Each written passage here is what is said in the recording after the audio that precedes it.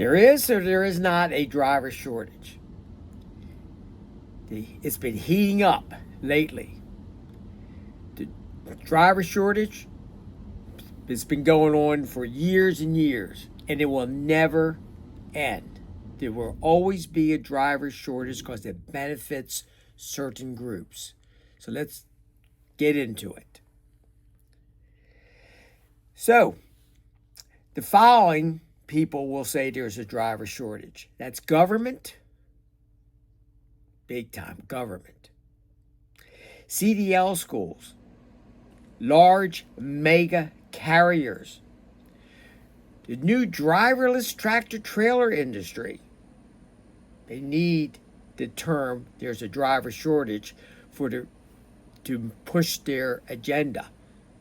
Teamsters, yeah. American Trucking Association, the AAMV, American Association of Motor Vehicles Administrators, CVTA, Commercial Vehicle Training Association. These, and there's probably more, and the following groups are most likely to say there's not a driver shortage. Small trucking companies, the OOIDA, Todd Spencer, owner-operators, and most truckers on YouTube and Facebook will say there's not a driver shortage. OOIDA, there's not a driver shortage due to there is a driver turnover problem, poor wages, and a lack of respect for the drivers. The trucking industry has a retention problem, not a driver shortage problem. And if there was a driver shortage problem, how come the wages hasn't gone up? If you don't have drivers, and all of a sudden there's a major shortage, wouldn't you raise the wages, give the drivers more money? Students coming out of CDL schools, instead of getting a really low Walmart or Burger King wage, you want to get a good wage, and then they probably will stay. Let's go back to the OOIDA. They had a little research. Bureau of Labor Statistics, they support the OOIDA claim of a high turnover rate. Carriers are struggling to retain drivers due to low wages, poor working conditions, and a lack of respect. Now, this is high. Turnover rates are over 90% yearly, indicating a retention problem rather than a driver shortage issue.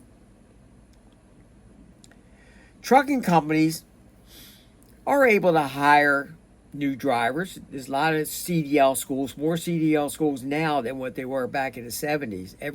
Even small states have a ton of driving training school programs. But they all struggle to keep their drivers due to the low pay and poor working conditions. So they bring them in and they go right out. Or they wasn't really informed about what they were getting into at CDL schools. The mega carriers and most CDL schools have CDL schools in the system, and they receive millions of dollars from the government. And thanks to the never ending, and this will never end, we have a major driver shortage issue. That term will never end because they want to keep that money flowing. They want to keep that money flowing into their companies and their schools and keep the students coming in. So if you have a CDL school and you don't promote that there is a major driver shortage, that is part of the recruitment to get new students to come into your CDL school. You have to say it. You can't tell students, there's no shortage of, there's not a shortage of drivers. If you say that, how are you going to keep the students rolling in and rolling out? You got to say it. Simple as that. The Truck Driver Incentive Act And this bill has not passed as of June 2025. But most CDL schools, a lot of CDL schools, is already promoting this new bill to get students to come into their school. You're going to get a tax break. New drivers are going to maybe up to $10,000. And the bill hasn't been passed yet, but they are already using it to recruit new students in. And the bill is motivated by the driver shortage. The time period for these new drivers and existing drivers to claim the tax credit, if they qualify, is between 2025 and 26. And I don't think that's going to really solve the real issue of why new drivers are leaving the industry, why companies can't retain their drivers. It's not going to solve the issue. But it does benefit some new drivers and new drivers coming out of the CDL schools. I'm not saying it doesn't benefit. It does benefit them in a way. But after they get that money, it dries up, the program ends, and then they all leave anyway. Let's go back to this. The entry-level driver training program took years to get started. And in my opinion, it was a pretty darn good program.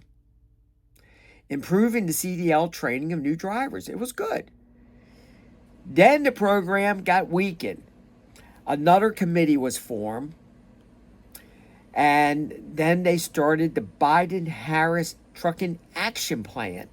And here, this program just got put in, and now we have another government program. And once again, the motivation is the driver shortage. So administrator of this said, we are working to cut the red tape to make it easier for new drivers to get a CDL license, to fast track the new CDL drivers into the trucks due to the driver shortage. Oh my goodness. And then after that came the new modernization testing project. Kind of got his foot started in 2018 and put it into effect around 2022 to 2023. And I think Georgia is going to implement it in 2025, somewhere like that. So it's still working its way through, pretty much complete. Every state is now into the new modernization testing.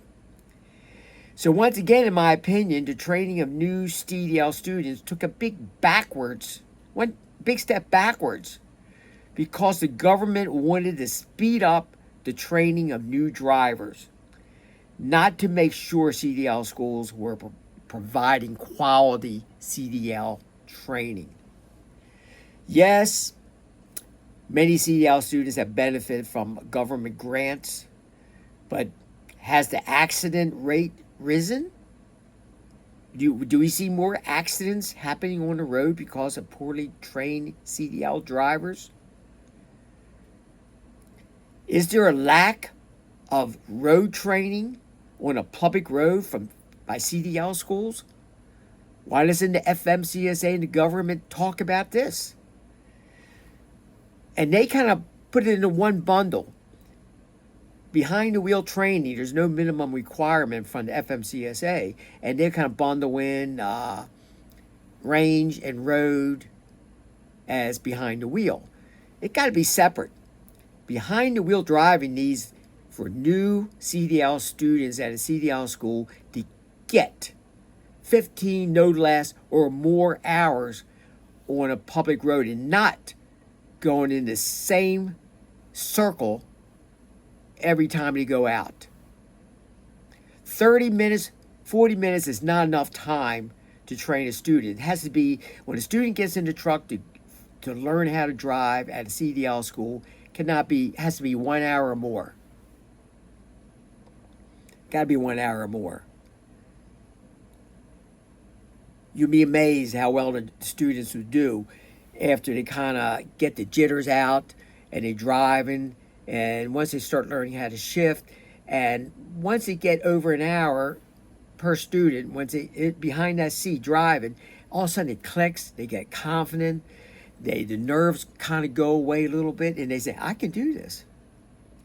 But getting him in the truck, because you have so many students at these CDL school mills, some of them, there's many good trucking schools out there, but some schools get them in the seat, get them at 30, 40 minutes drive time, and get them the hell out of the seat for the next student. Why? Because they got too many students at a particular school. Government needs to look at this. Then maybe you start solving the driver shortage issue. And how many inexperienced CDL drivers have poor training at the first trucking jobs? You go to a trucking job, and a lot of the good drivers who've been there for quite a while, they don't want to get behind the wheel, or they don't want to be sitting in the passenger seat with these students who are coming out of these CDL schools. Some of them are scared, maybe rightfully so. That's an issue, government, and that's what we need to be talking about. It's time to fix the broken CDL system now. Landline Magazine, Freightway Magazine, we got some great YouTube channels out there. Mother Trucker News, Bonehead Trucker, so many of them out there. Sean, Trucking Life with Sean. It's time to start pushing it. I'm a small YouTube channel person.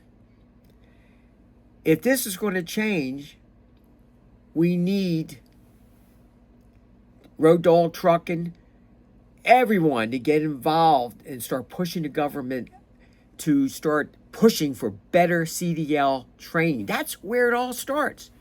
And we talking about the foreign drivers. We talking about all this, some of this other stuff might be important, but everything starts from the bottom up. CDL school training has to improve. If you improve that and you get them educated about what it is to be a truck driver, maybe some of these students wouldn't be quitting, and maybe we wouldn't have a retention issue in the trucking industry. Maybe students will be trained properly so they will stay as truckers. Maybe we can start talking about getting these trucking companies to start the startup pay, the beginning pay for new truckers to go up. When students get out of CDL schools and they realize they can make more money at Walmart or somewhere else, maybe just $1 less or 50 cents less somewhere else than driving a truck. That's why they're leaving. I need you to share this video. Hopefully I did a half decent job. I'm not great at this. Put your comments below and tell me what you think. Maybe I am completely wrong about all this. I don't know. This is just my opinion. I hope someone will take up this issue and not just brush over it. Because all these opinions I see in maybe Landline Magazine, it's good. I'm thankful to read what's coming out, but it's not enough. Let's start changing this. Let's make CDL schools better. Let's help train inexperienced truckers who's going into the trucking industry, train them better, hold CDL schools, hold these big mega carriers, hold them accountable, hold everyone accountable. We still have CDL school mills. We have big issues, and the CDL system is broken. CDL school system is broken. Let's fix it now.